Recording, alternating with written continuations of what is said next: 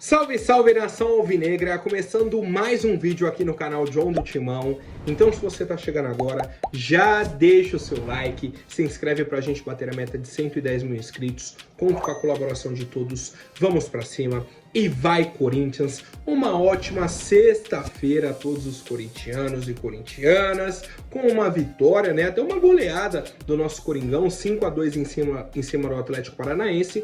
Vamos falar bastante dessa partida, o que foi o confronto de ontem, da sequência da rodada, os jogos do Corinthians pra frente também e muito mais, tá? Peço que me acompanhe nas redes sociais, temos todos os links aqui embaixo na descrição, né, das redes sociais aí as principais.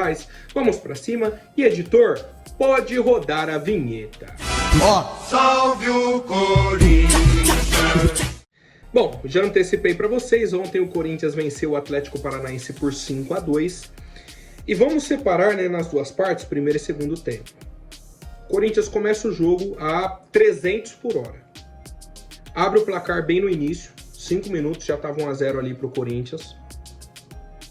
Gol do Mateuzinho, uma jogada ensaiada de escanteio, né, vem o passe para trás na entrada da área, acerta um chute no trinco, 1-0. Rapidamente, o Corinthians fez 2-0. Outro ataque do Corinthians, né? O Yuri acabou perdendo o gol, errou o domínio, vai para escanteio. O Garro bateu, o Carrilho cabeceou, o goleiro Mikael deu o rebote, o Kaká dentro da pequena área para completar, né? O rebote bem próximo ali. Beleza.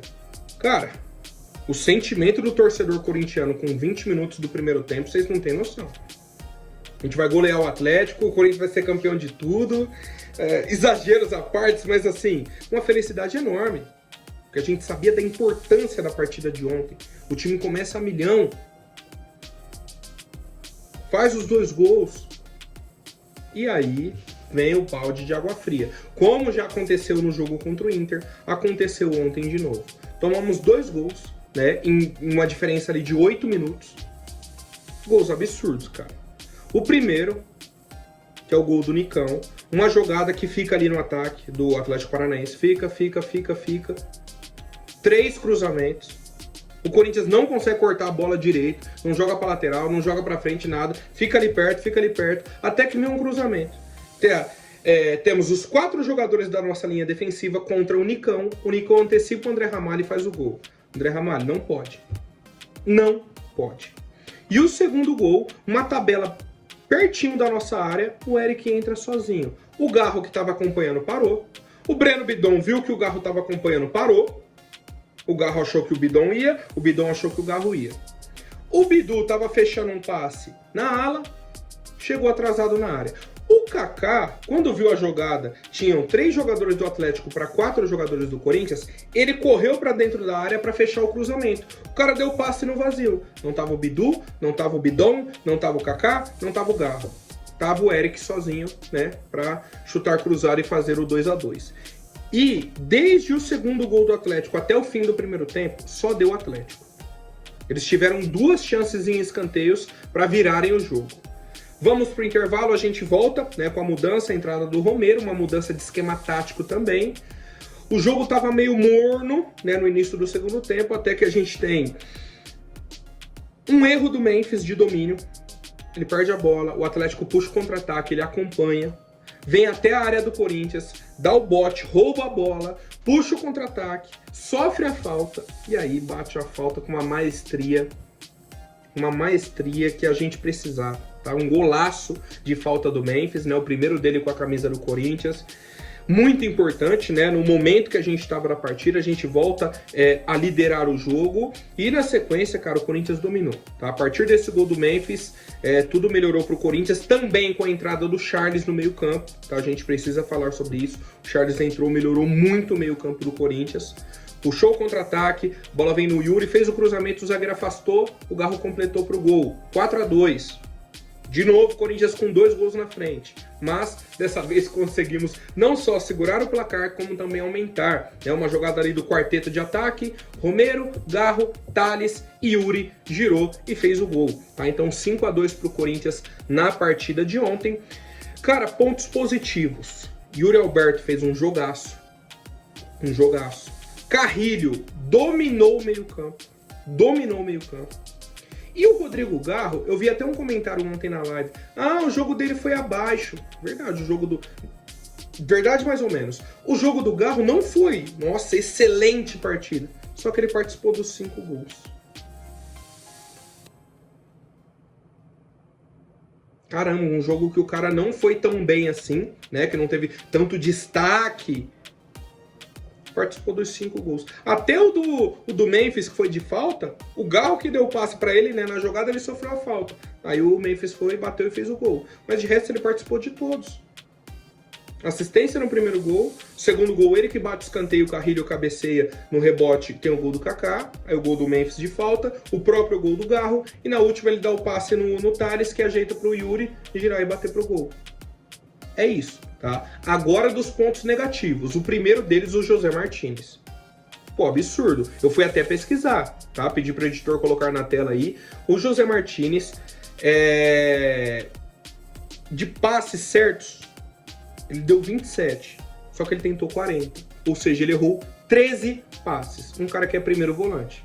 Um cara que só dá passe pro lado, pros laterais, ou para trás pros zagueiros, ou no máximo pertinho ali pro Bidon, pro Carrilho. Ele não pode errar 13 passes num jogo que ele jogou ali, cara, 60 minutos mais ou menos. Não pode. Não pode, tá? Além do José Martínez, né, tivemos o Breno Bidon mal na partida também, e o André Ramalho vem me decepcionando, tá? Vem me decepcionando bastante o desempenho do André Ramalho. Só que a gente conseguiu a vitória, né, o que era extremamente necessário para a nossa equipe, e o Ramon Dias valorizou, né, não só o desempenho, como o resultado, né, que era muito importante, e a reação do time também nessa questão de abrir 2-0, tomar o empate e depois conseguir aí a vitória. Ele falou, ó, fizemos entender que o adversário também joga, que temos que estar atentos e concentrados os 90 minutos, porque há muito jogo.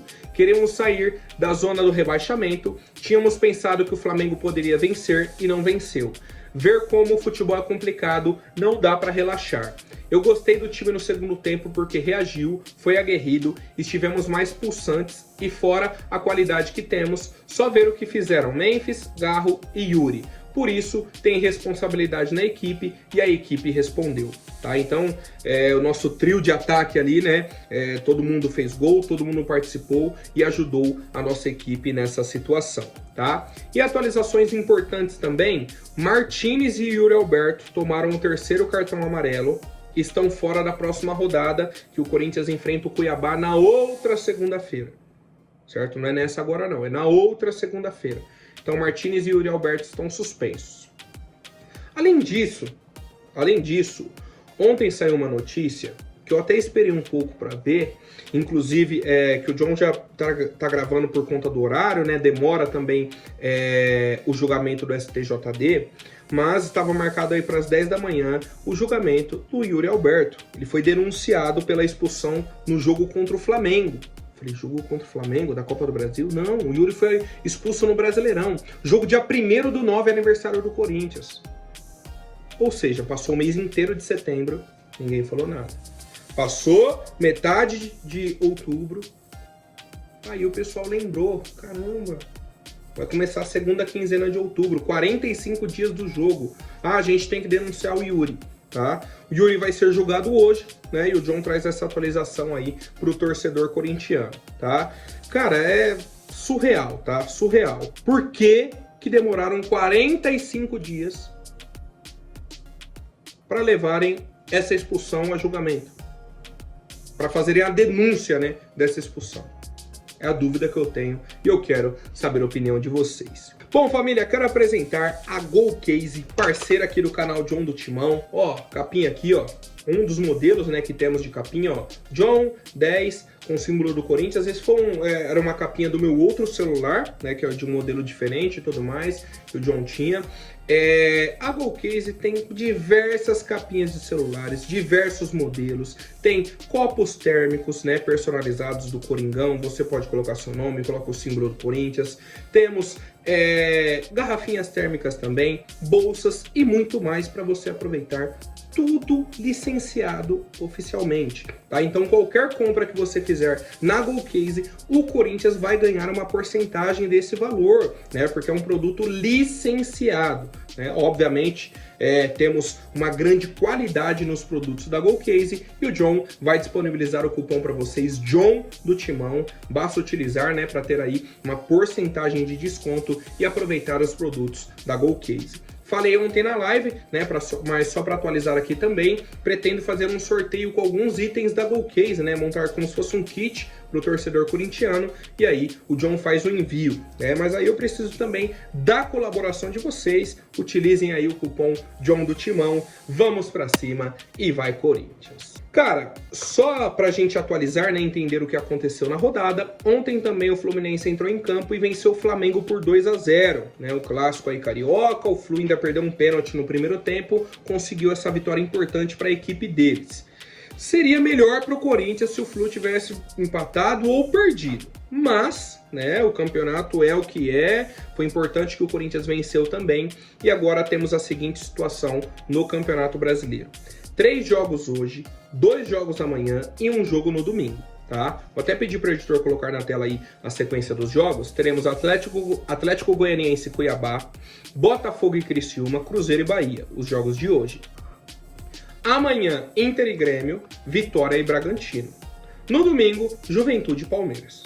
O único jogo que a gente praticamente não olha é Cruzeiro e Bahia. O restante a gente fica de olho o tempo todo. E eu vou explicar o porquê agora com a tabela da classificação. Até pedir para o editor, pode deixar a tabela aí o tempo inteiro para o torcedor corintiano entender, né, o que pode acontecer nessa rodada.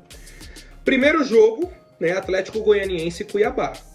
Seria interessante pra gente que o Atlético Goianiense pontuasse, para segurar o Cuiabá ali na penúltima colocação, que é o nosso próximo adversário, inclusive, né? Porque se eles vencem as duas rodadas que eles têm em atraso, eles encostam na pontuação do Corinthians, tá? Então pra gente seria interessante que eles não pontuassem contra o Atlético Goianiense e no meio de semana eles pegam o Vasco na rodada atrasada. O outro jogo, Botafogo e Criciúma. O Criciúma pega o líder do campeonato fora de casa. O Criciúma está 3 pontos à frente do Corinthians. Então, assim, é uma rodada que a gente fica de olho nesse jogo. Vou até pular um pouco a ordem, tá? Só pra gente entender. O Grêmio, que está com 35, pega o Internacional num clássico. É a mesma situação. Se não vencer, mantém a distância de 3 pontos pro Corinthians. Certo? A gente foi a 32, os times estão com 35. Juventude pega o vice-líder, tá? Então Criciúma e Juventude pegam aí líder e vice-líder. Um jogo no domingo à noite, né? Juventude e Palmeiras. Juventude, 2 pontos à frente do Corinthians. Então, se não vencer o Palmeiras, fica ali na briga com a gente, colado. O outro jogo, que aí pra mim é o mais importante. Bragantino e Vitória. Temos 3 possibilidades de cenário para esse jogo aí de sábado. Né? A gente vai acompanhar os resultados de hoje, mas para sábado temos aí 3 possibilidades.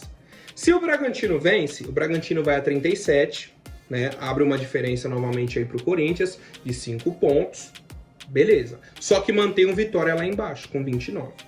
Se empata, o Bragantino abre 3 pontos do Corinthians e mantém o Vitória a 2 pontos da nossa equipe. Então a gente abre uma diferença para o Vitória e o Bragantino não dispara. Eu acho que é o melhor cenário. Se o Vitória vence, eles ultrapassam o Corinthians pelo número de vitórias. Joga a gente de novo para a zona do rebaixamento, o que seria negativo. Mas ficaria Corinthians com 32, Vitória com 32 e o Bragantino, que foi o adversário, com 34. Então ficam os 3 na mesma briga, tá? Obviamente, isso é uma discussão para amanhã, tá? O John vai trazer a atualização dos resultados, né, que tivermos hoje à noite e a gente vai acompanhando jogo a jogo, rodada a rodada, meio de semana temos os jogos dois jogos atrasados, né? Vasco e Cuiabá e Fluminense e Atlético Paranaense, né? Um time que tá em cima ou abaixo do Corinthians. Cara, tudo vai influenciar agora pra gente. O mais importante é, o Corinthians tem que pontuar. Já vencemos o Atlético Paranaense, agora a próxima rodada contra o Cuiabá não tem negociação de novo. Temos que vencer o Cuiabá e ponto final. Certo, família? Então, sobre o Brasileirão, é isso que temos. Vamos para a próxima notícia, tá? O zagueiro Lucas Veríssimo entrou em contato com a diretoria do Al Duhail, que é o clube dele lá no Catar, segundo a agência RTI Sport, e falou, ó, minha família não se adaptou aqui ao país, né? Não, a gente não tá se dando bem e tudo mais. Vamos fazer o seguinte, tô pedindo aqui para ser negociado. Tá? Então Lucas Veríssimo chegou na diretoria do Al Duhail e pediu para ser negociado. Vamos às informações importantes. Ele tem 29 anos, tem um contrato até junho de 2027. Então é um contrato longo. Ou seja, para tirar o jogador de lá tem que pagar.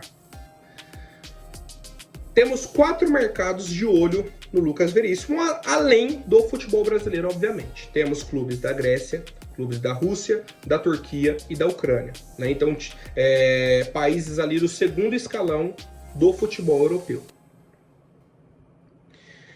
O Lucas Veríssimo já passou anos, eu acho que foram 3 anos, né, no Benfica, teve uma lesão grave e tudo mais, mas passou um tempo na Europa, então ele já conhece o continente, tem o interesse de retornar para lá, só que tem essa questão da idade dele, a lesão grave que ele teve, isso e aquilo.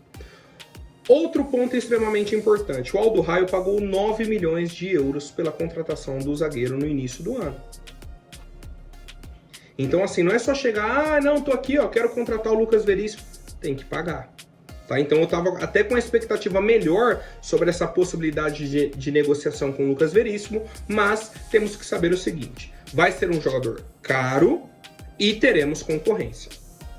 Se a negociação facilitar pra gente, ó, eles vão diminuir o valor, 5 milhões de euros leva, isso e aquilo, opa, aí dá para conversar, aí dá para negociar. Agora, se eles mantiverem essa pedida, né, do valor que eles investiram, não facilitarem o negócio, é outra conversa, tá? A gente vai ter uma ideia melhor lá para o fim do ano, tá? Pelo menos ali fim de novembro, início de dezembro, que as competições vão estar ali na reta final e a gente vai poder ter um panorama melhor dessa situação. Mas quero saber a opinião do torcedor se valeria a pena um investimento ou não nessa contratação do zagueiro Lucas Veríssimo. Certo, família? Por hoje é isso. Amanhã eu volto com mais novidades sobre o nosso Coringão. Até mais, um forte abraço e vai Corinthians!